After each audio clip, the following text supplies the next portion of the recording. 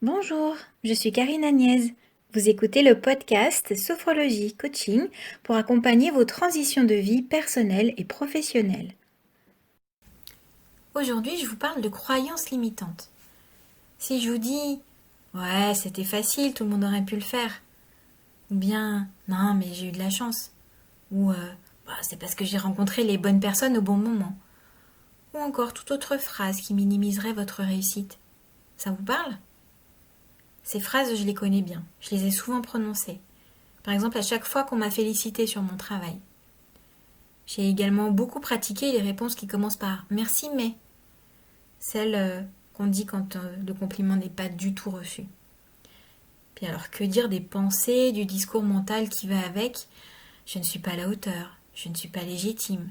Ils vont bien se rendre compte à un moment donné que j'ai pas les compétences. Je minimisais tellement mes compétences et mes réalisations qu'il est arrivé quelquefois, ouais, c'est arrivé plusieurs fois, qu'un collègue vienne me remercier du travail préalable que j'avais fait et qu'il avait bien aidé sur le dossier qu'il venait de récupérer. Et moi je me disais mais quel dossier, mais quel travail.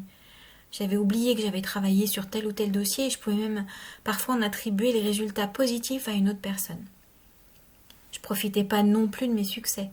Dès que j'avais obtenu un résultat, je passais à un autre objectif, à un autre dossier, sans prendre le temps de ressentir un peu de satisfaction. Plus tard, j'ai compris que je mettais la barre très haut, que j'avais un niveau d'exigence tel que je me sentais souvent insuffisamment compétente, pas assez pertinente, trop lente et toujours sous pression. Puis dernièrement, j'ai vu un dessin de Catherine Testa qu'elle a appelé le syndrome de l'imposteur, où elle a dessiné un petit camembert avec les raisons invoquées sur la réussite de quelqu'un qui a le syndrome de l'imposteur. Je vous l'ai dit, avec les différentes parts de camembert, la plus grosse, de la plus grosse à la plus petite. Si j'ai réussi, c'est que de la chance, beaucoup de chance. Ils ne se sont pas encore rendus compte que je suis une fraude. Ils me croient plus douée que je ne le suis. J'ai rencontré des bonnes personnes. Le timing a joué en ma faveur. Puis alors, il y a une toute petite part de camembert où il y a écrit un tout petit peu, mais alors vraiment un tout petit peu grâce à moi. C'est après avoir vu ce dessin que j'ai repensé à ces moments de mon passé dont je viens de vous parler. J'ai trouvé tellement juste le fameux syndrome de l'imposteur, ou phénomène de l'imposteur, qui a été identifié par Pauline Rose Clance et Suzanne Imes, deux psychologues américaines dans les années 70. C'est quoi? C'est un état psychologique que chacun peut être amené à traverser au cours de sa vie ou de sa carrière professionnelle. Si vous voulez savoir un petit peu où vous en êtes par rapport à ce syndrome de l'imposteur, je vous mets dans les commentaires un lien avec un test qui est appelé l'échelle de Clance, du nom d'une des deux psychologues qui a théorisé ce phénomène, et qui a été fait pour justement voir, il y a une vingtaine de questions, savoir où les personnes en sont par rapport à ce syndrome. En tout cas, dans le syndrome de l'imposteur, les croyances portent sur le fait de ne pas se sentir légitime. Si on revient sur le plan professionnel, c'est pas se sentir légitime à son poste. Et c'est aussi de penser que ses succès sont dus à tout sauf à son propre mérite. C'est une sorte d'auto-sabotage. Ouais. Et des croyances limitantes, en fait, il y en a encore beaucoup d'autres. Une croyance, c'est ce que l'on croit être la réalité, ce que nous pensons être la réalité, ce que nous croyons sur nous-mêmes, sur les autres, sur l'environnement, sur le monde. Ce sont comme des étiquettes que l'on se colle sur le front.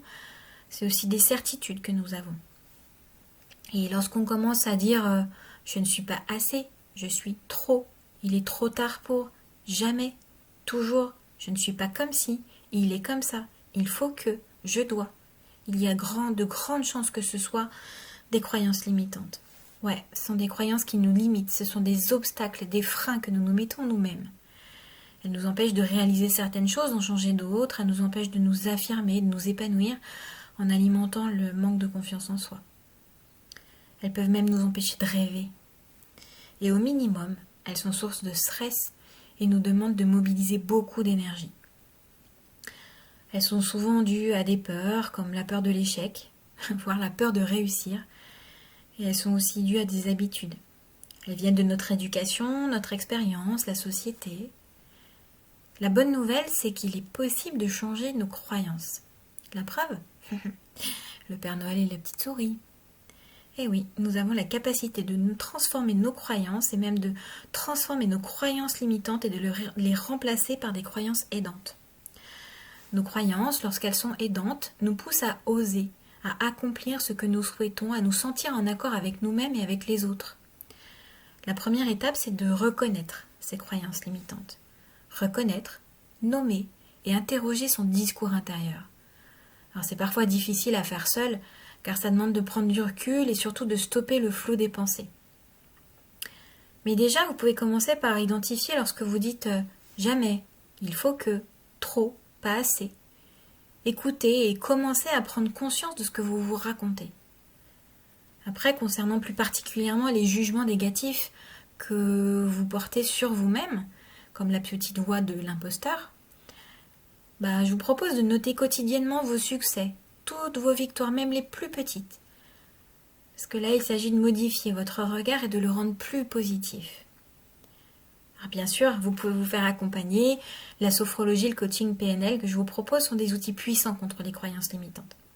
À bientôt! Retrouvez d'autres audios sur ma chaîne YouTube et vous pouvez voir des articles et les actualités, notamment sur les ateliers, sur mon site internet carinagnez.fr.